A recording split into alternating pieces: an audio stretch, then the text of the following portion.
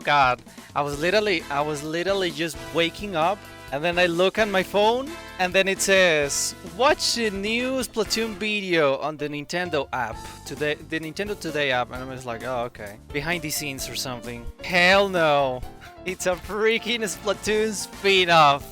Like out of sudden, shadow drop. Like everybody thought the Splatoon anniversary was over, but no, they just delayed the announcement until now, for some reason. Yeah, of course. They dropped the news on the Nintendo Today app first, as far as I'm aware. Hey everybody, you might have seen this in the Nintendo Today app, but we thought you might want to hear it straight from the Squid Speak. SRL has prepared a little trailer for you. Take a look, but we're gonna watch it here on YouTube. Here it is, 4K.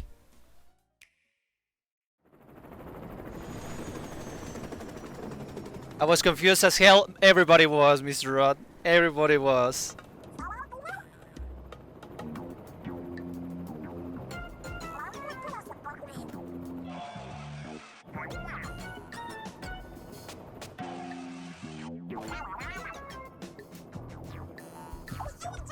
I'm just shocked that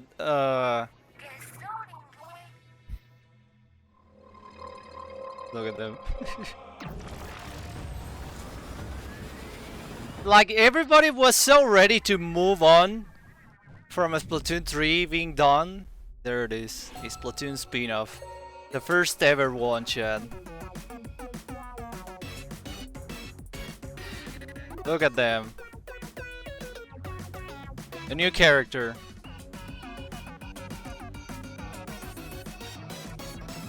And some robot.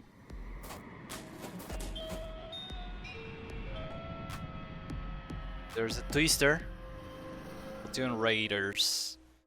Exclusive to Switch 2, by the way, chat. It won't be on Switch 1, as far as we know. It'll be a Switch 2 exclusive.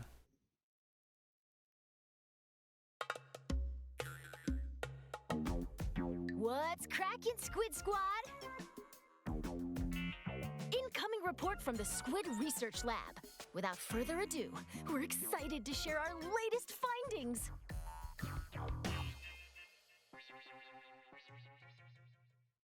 What you just witnessed are signs of the first ever Splatoon spin-off game coming ashore.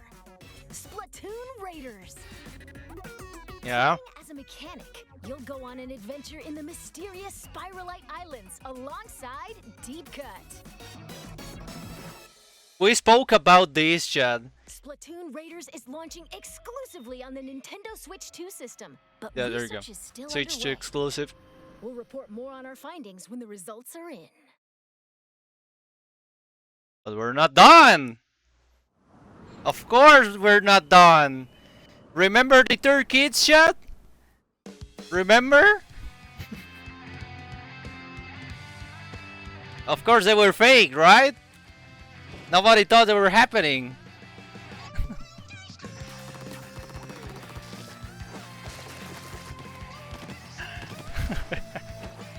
I live, bitch. I lived, bitch.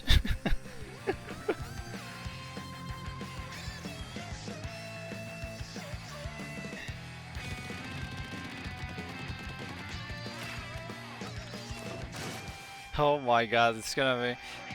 Everybody's hopping back into this game.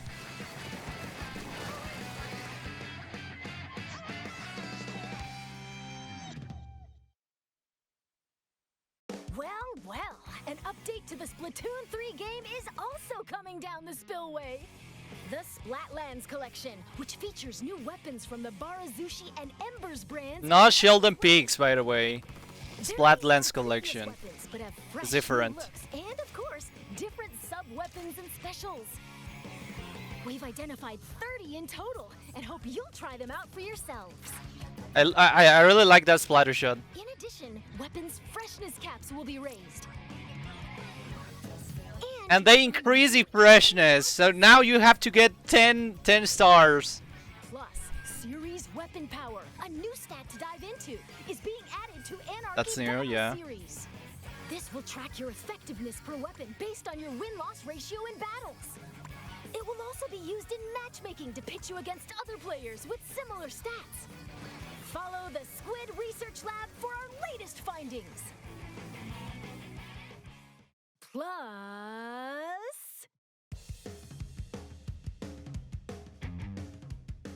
Oh yeah, the returning map.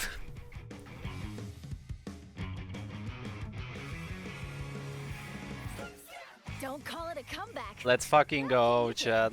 This stage is so good in Splatoon 1. Splatoon game. One of the better ones. Location for some fresh splatting on classic turf.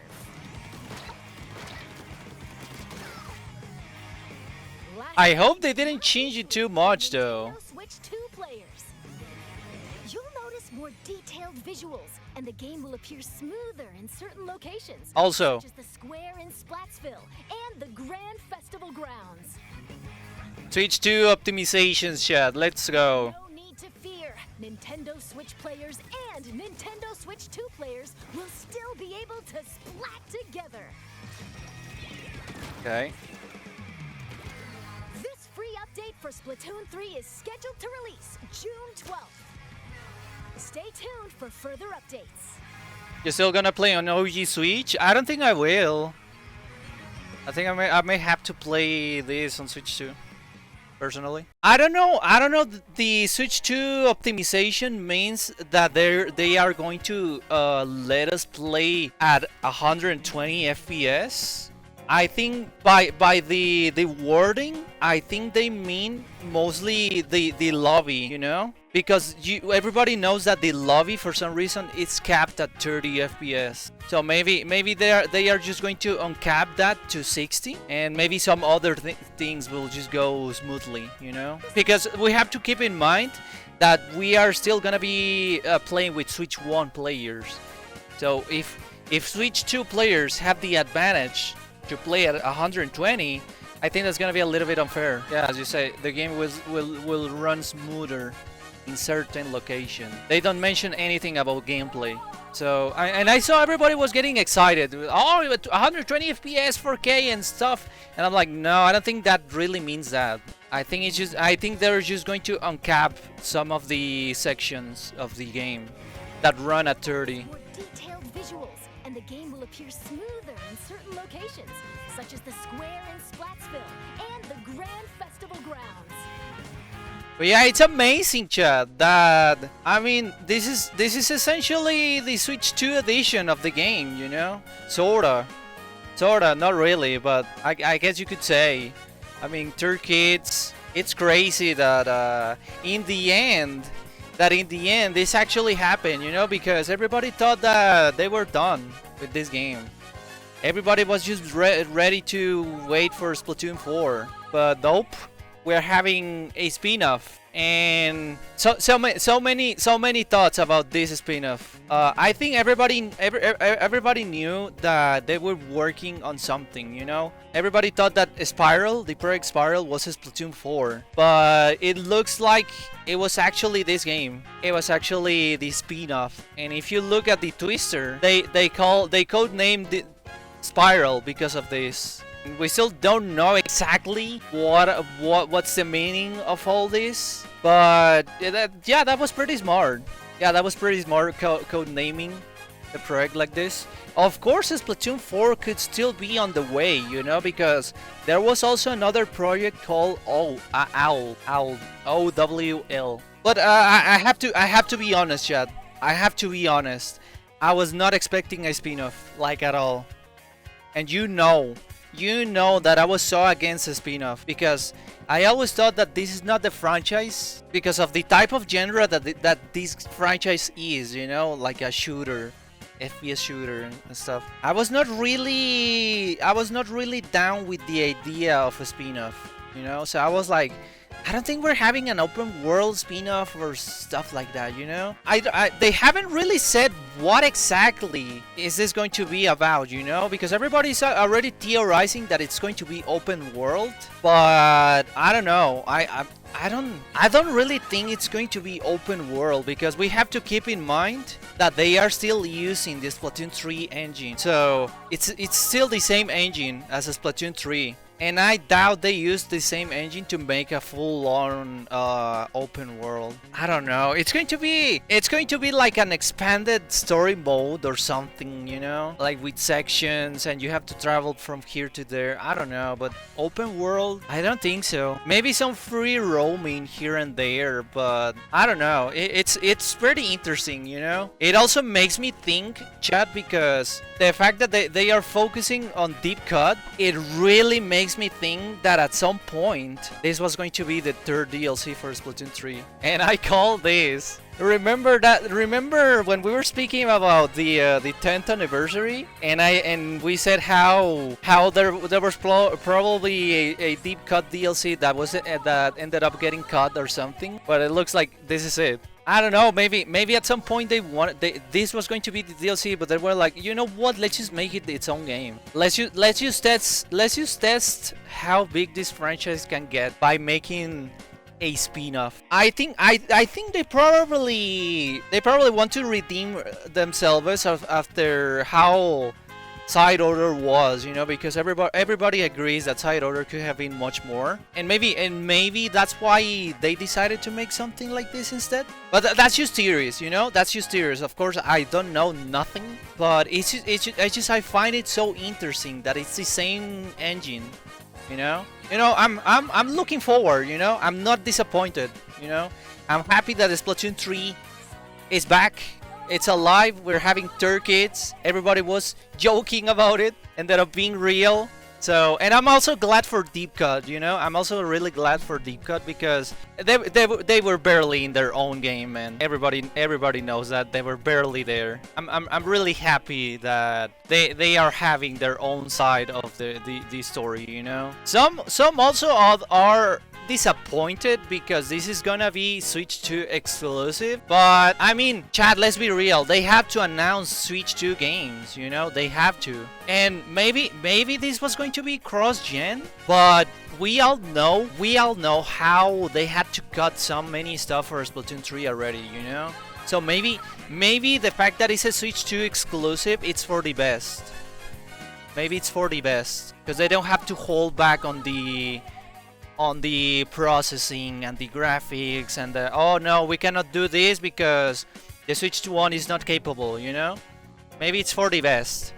It may be a little disappointing for some, but it's probably for the best. Does Inkling have Freckles? Yes, she does. Which funny enough, Freckles were gonna be a customization option for Splatoon 3. So it's pretty interesting that they brought this back.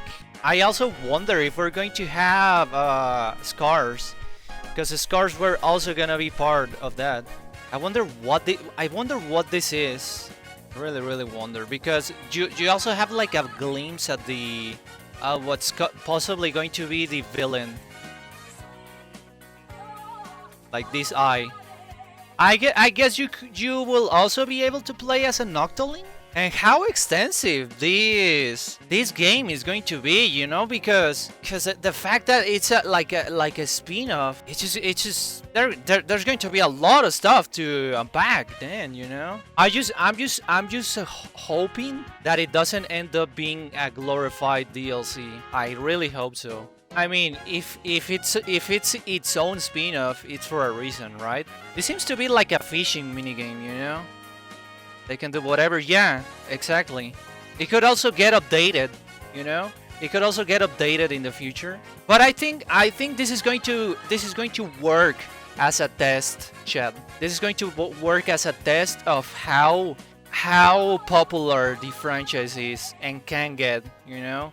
Because I'll be real with you, chat. I'll be real with you. Splatoon is still not mainstream. It's very popular, but it still hasn't done that jump, you know, that makes the franchise mainstream. This probably will have to do really well in order to probably make that step.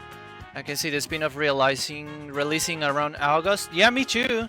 I don't think this is too far down the road, you know, because I have seen some people mention that it could be 2026, but I'm like, I don't know.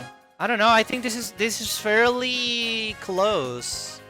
This the cup in the trailer for Splatoon Raiders. Shiver Fry and Big Man look like they are dressed for an island outing on that ship. It says we identified a variety of interesting findings, including a floating ship-like structure that serves as the mechanic space and an island with a unique atmosphere. We'll keep investigating. Yeah, like this is a robot, and they don't show what's inside it. They can do underwater stuff with it.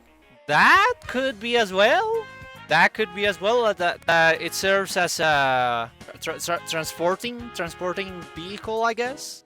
First Splatoon series spin-off is coming. Splatoon Raiders will center around a mechanic adventuring with deep cut to the mysterious Spurhalite Islands. We'll keep you updated as we conduct further research into this ongoing development. The new protagonist for Splatoon Raiders is an expert mechanic with a mysterious background. That ink tank and walking robot look rather intriguing, wouldn't you say? Yeah. But yeah, final thoughts about the spin-off before we just move on. Yeah, I'm excited, you know, looking forward to the first ever Splatoon spin-off. I really hope this does well, and the game is good enough, you know, to prove that the franchise can branch out of just mainline games, you know. So we'll see how this does, you know, and of course we are just hearing about it, so we'll find out more soon on a potential upcoming Splatoon Raiders Direct. I don't know. But I think this is releasing this year, so we'll probably hear about this again very soon.